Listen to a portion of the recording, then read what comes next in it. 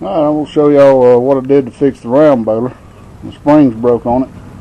And what we ended up with, you really can't see good, but that's the end of the spring. And the spring where it broke right there, this part, this spring nut actually screws into the spring. That's this piece right here. And then you got a long rod that threads through it, and I sawed the end of it off to get it out of the baler. So basically, I went ahead and ordered 4 of these because the other side, and I'll show y'all what I mean, the other side is going to do it eventually. I think these were about $30-something a piece. Those rods were a little bit more. I'll show y'all ain't never seen the inside of this. That's all my parts for balers and everything, and I got stuff laying everywhere for New Holland stuff. But basically, this is the rod, and it's just a long thread rod with a welded nut on it, and that's all it is. You can get you some all thread. I would say it's probably grade 8 or at least grade 5 because it's colored. You can probably save a little bit of money. I don't think you'd be able to get that old rod out, and that's the reason I went ahead and bought the new nuts, because I'm pretty sure that's rusted flat together. And I'll go out there and we'll take a look at what I had to do on the baler. Okay, so this is the springs that didn't break, but this is what led to their failure.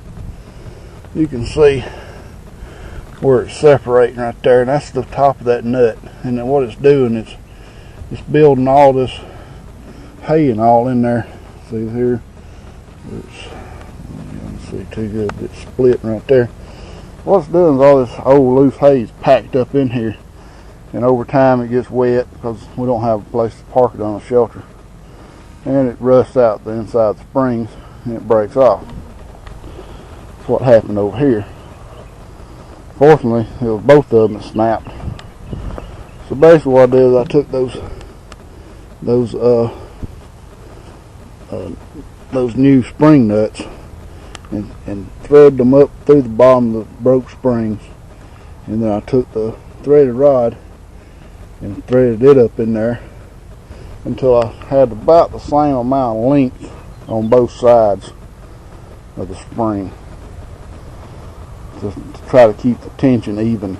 So I didn't want to have too much tension on this side or too much tension on the other side, and without really having the tool to measure the actual tension on it, I just had to eyeball it, and I took a tape measure and I measured from here to the top of the spring on this side, and then when I actually I measured from here in the middle to this eye right here. That's what I measured to, and then when I tighten this side up, I just try to keep it the same amount of length. Whether that's the same amount of tension, I don't know, but I've baled I don't know, about 50 bales with it since I fixed it, and it's done fine. Can't complain. Bales, if they're lopsided, they're my fault for not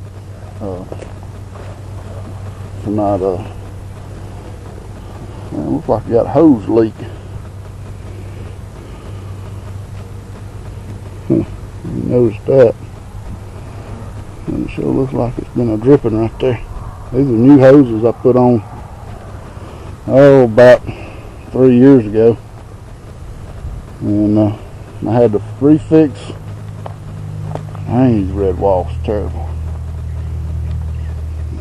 They're kind of aggravating. But I had to refix my fix that if you look at a previous video where I replaced this section of pipe,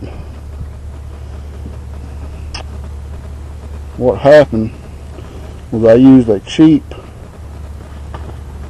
Home Depot piece of crap damn fitting, and the daggum nut split on it, and it blew off and went to leaking again.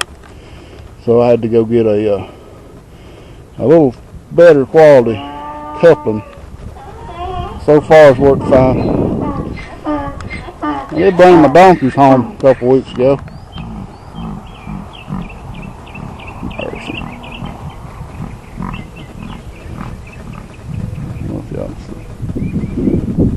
This is I don't know if I ever had them in a video, but the big white one's Rick and the little one's Emmett.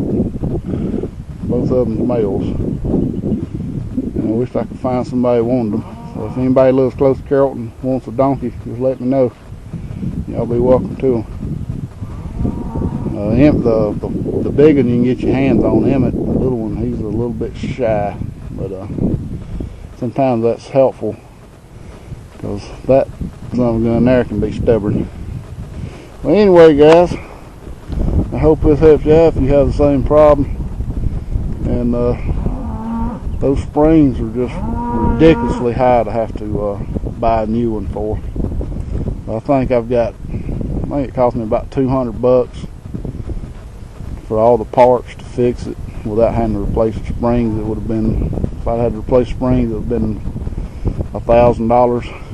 So anyway, guys, take care, and we'll holler at you later.